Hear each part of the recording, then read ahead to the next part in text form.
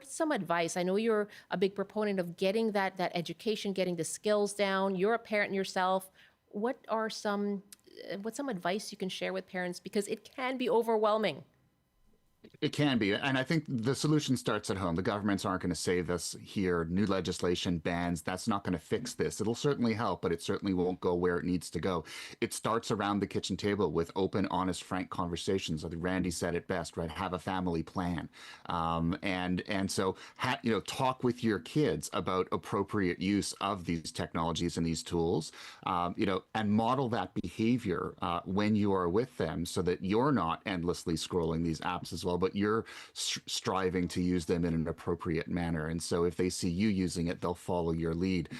This is how you build strong digital citizens, by working with them as partners, not viewing this as an adversarial thing, because the instant your child thinks that you're going to be punishing them for how they may or may not have used their social media apps or their smartphones is the moment that they go underground. And so by you positioning yourself as a trusted partner in that no judgment zone at home, they'll know they can come to you and talk about anything and not feel that you're staring over their shoulder. That can go an incredibly long way. Then, regardless of what happens at a government or a legislative level, you have a very strong foundation from within the home. And then, as your kids grow, and then as they get older than the top of the band age, and they get into adulthood, they will have had time to gradually build those skills alongside with you, as opposed to just sort of being exposed to them in a rush after years of not having used them. And so recognize this is a conversation that starts long before the age of 13. In Yeah. fact, as soon as they start going online, this is when you should start modeling those behaviors and talking with them. I have less than a minute, but do you just say, what are you looking at? What are you looking at on social media? That kind of thing?